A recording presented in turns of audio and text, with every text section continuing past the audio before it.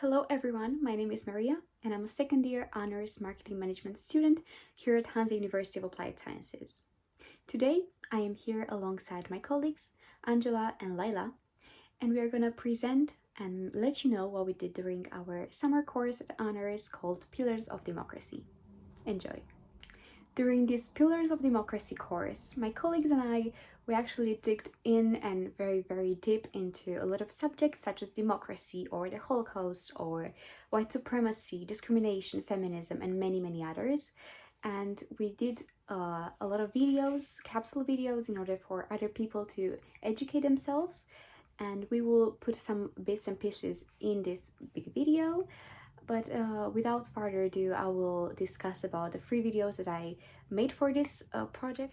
As a part of this project, we actually made an awareness campaign on things that you could learn from past experiences and that we don't want to repeat. So I hope you take something out of this presentation and that you will enjoy it. I made 3 videos for this whole project. I made a video about discrimination, one about feminism, and one about democracy.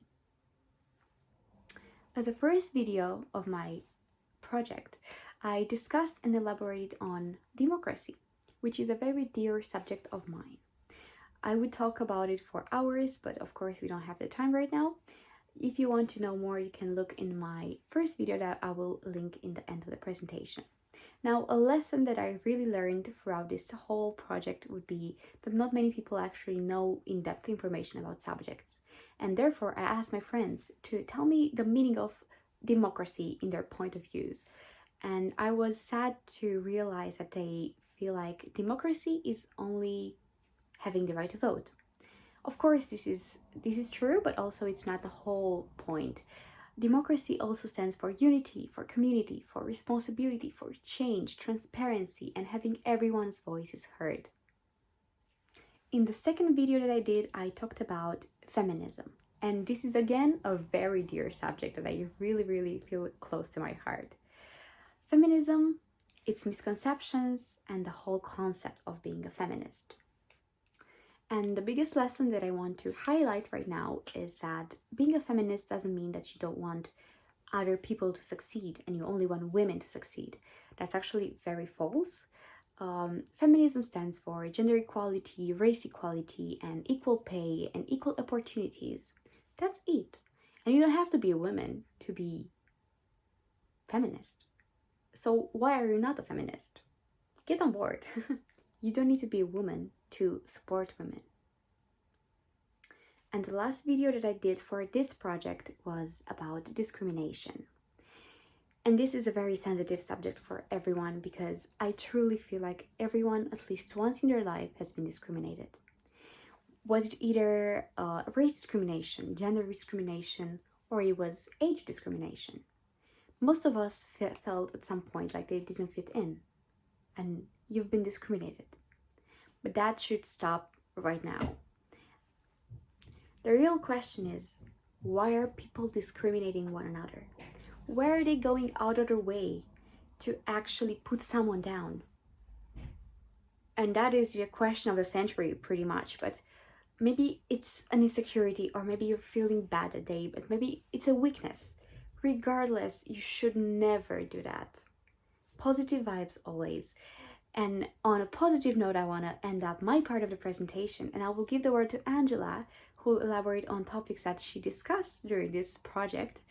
But thank you very much for watching our presentation, and I really hope you enjoyed it.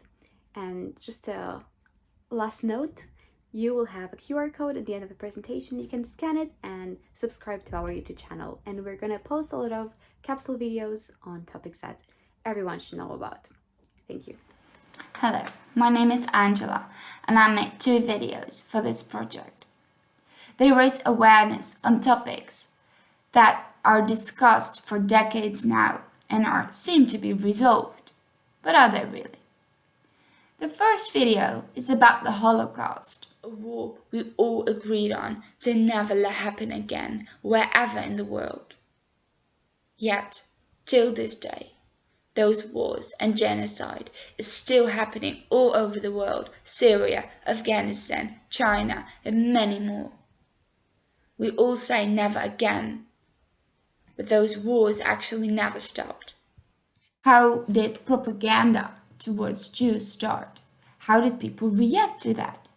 And how did propaganda posters eventually manifested in murder and assault towards millions of Jews in the Second World War?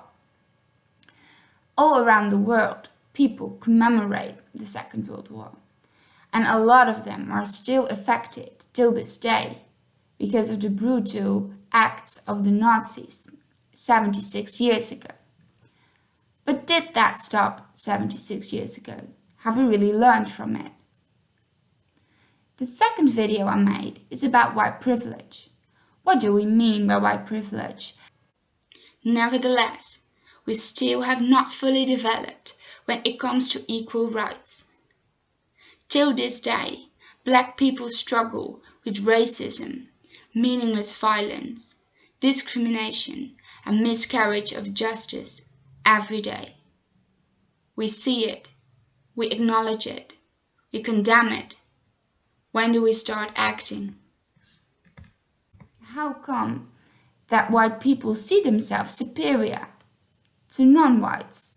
How did this ideology of a white-only nation manifested in murder and violence towards other racial groups?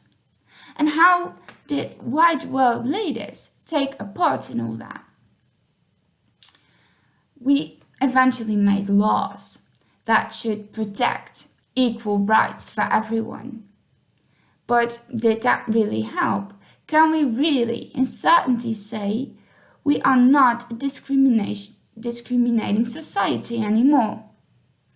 This project taught me to look behind what we actually should see. We are kind of brainwashed by ideas that horrible things belong to the past and that we once were a cruel, conscienceless people, but we have evolved into decent people nowadays.